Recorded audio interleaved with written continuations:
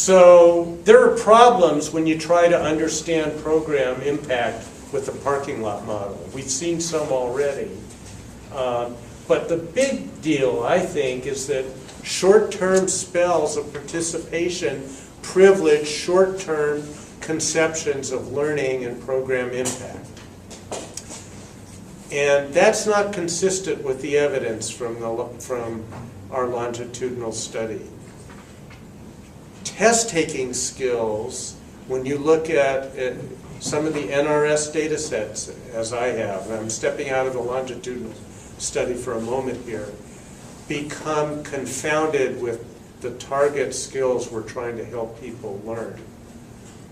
One of the things I noticed in the policy that I heard today, that's true in California, it's true in most states, is the longer you stay in a program, the more often you get tested. Sound familiar? So just imagine that what's being assessed with a CASAS or any other proficiency test, this is not about CASAS alone, confounds how good our students are getting at taking certain kinds of tests with the underlying literacy skills that we're trying to measure. They get confounded. And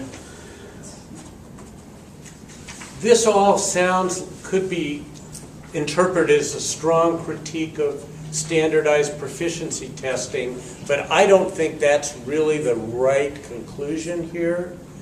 It's really, the conclusion is that if we're interested in proficiency development, we have to take much longer time slices. The pre-post, that's 3 months apart or 6 months apart or even a year apart is not a very sensitive measure to how students have benefited from going to our programs. That's really the point.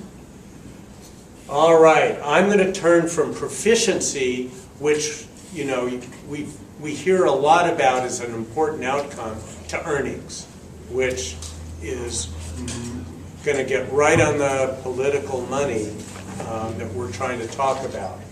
This shows annual wages, and these are hard data, not just what people report. These are their Social Security earnings. And I've put them into constant dollars here to account for inflation. It looks a lot like the proficiency picture, doesn't it? Remember that non-participants were a lot higher to begin with, but program participants eventually catch up, and not only catch up, surpass.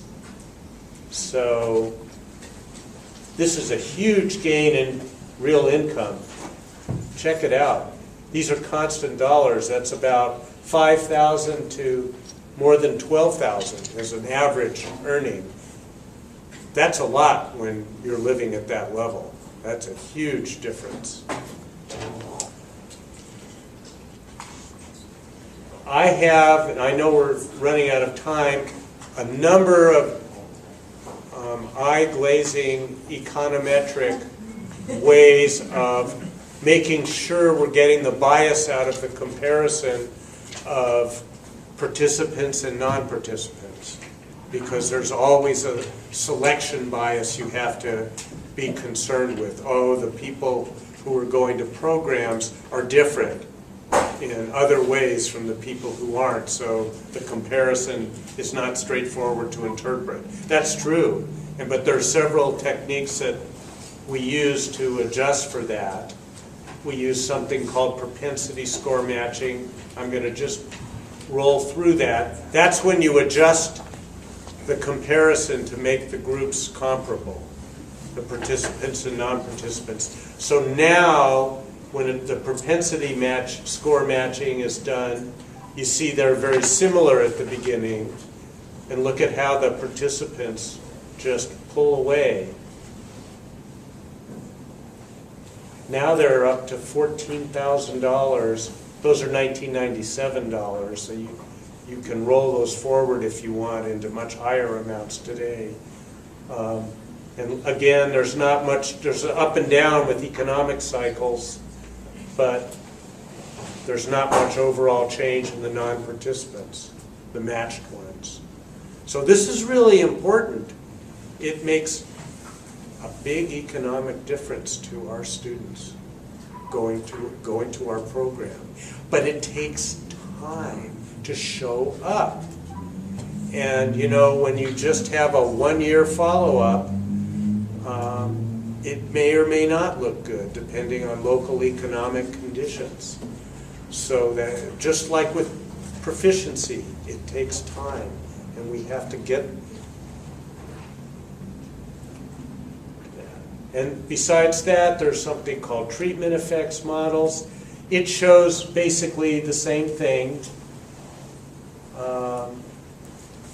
You wind up with almost $10,000 more in annual income as a result of going through a program compared to what you're estimated to have earned per year if you hadn't.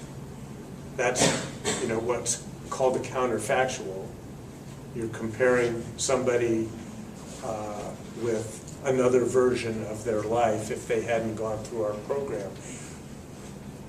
But it's a pretty well worked out, analytical technique. And $10,000 a year is a really significant thing when you're living in poverty, as most of our population was. And there's something called difference-indifferences that yields basically the same result. You can see it here, the before and after participation for non-participants. That's this group, hardly any change, or for program participants. Though they start really low in comparison, they not only catch up, they surpass. Same thing again. And we have another model. I'm not going to go through that. So let's talk about the key political points in these results. We've seen for both literacy proficiency and earnings that programs have long-term beneficial effects that are not evident in the short-term accountability measures being used. And that means our programs are being evaluated with measures that don't reflect their actual impact. And in many cases, those are measures that have to be used for continuing program improvement, continuous improvement. So you're using an insensitive measure. It makes it hard to not only make your political argument for investment in these programs, but it makes it hard to strengthen your program in an empirical way because you're required to use a measure that's not very sensitive to the outcomes your programs are producing. And that's a real handicap. What does this mean for program design? I think, it's important to remember that LSAL has not been a study of what happens inside the classroom or inside the program as much as how program participation happens in learners' lives. It's a very different perspective. But the implications I've drawn from that perspective for program design are, number one, we need to connect periods of self-study with periods of classroom participation. We need to expand our model of what a program is, not just a short spell of being in a classroom, because that's not the way most people are participating. We need to encompass it more and recognize the continuing impact on learning that program participation has. And I think we need to prioritize engaging students in sustainable or authentic literacy and numeracy practices. That is, ones that are going to be meaningful to them in their lives outside the classroom. Good teaching does that anyway, of course. But I think program design needs to be more intentional and deliberate about that. When I start hearing about Common Core, I really wonder about whether it's thinking about lifelong and life-wide learning in that way. The policy implications here, I think, are very large. We need to be evaluating programs in different ways. We can keep using the measures that are there. We have to. We're not going to, change that overnight. But we should be adding other kinds of measures to the repertoire of what's being assessed, particularly getting away from relying on short-term proficiency and employment or earnings outcomes, which is where we're really stuck today. So how do we do this? What are the politics of innovation in our field?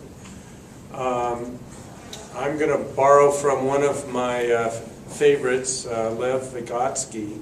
He called it prolepsis, which I think is best translated as remember the future. And I think one of the ways we need to remember the future is we need a political and an administrative environment that encourages experimentation and evaluation of new approaches. It's too hard to say, I wonder what would happen if we did something a little differently. You can do it, but you really are worried you might lose your funding for your program if you try it, right? I mean, I don't think we have an environment where we're really encouraged to systematically experiment at the program level. And needless to say, and I'm reminded so much from the events of today, how much we all have to be active, expert partners, as well as stakeholders in all of that innovation. Developing the innovations and implementing them, we've got to be in the middle of it. And I think we have to really sell that point. And of course, our learners have to be in the middle of it. But part of what we've seen, the need for seeing outcomes as more long-term, is that we have to revalue and get our society to revalue all adult learners, immigrants, native-born, in relation to the adults they will become over time and the contributions they will make as a long-term result of going through our programs. So we heard today about a couple of things. I was struck that Dr. Hassis talked about empowerment versus service conceptions of adult education.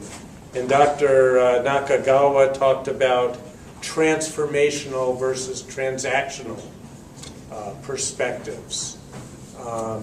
One of my favorite poets, a long time ago, I think, hit the nail on the head with this one in saying that education is not filling a bucket, but lighting a fire. And that's what we need to do, I would submit. We need to light a fire and make some political change with that. So I'm going to stop there.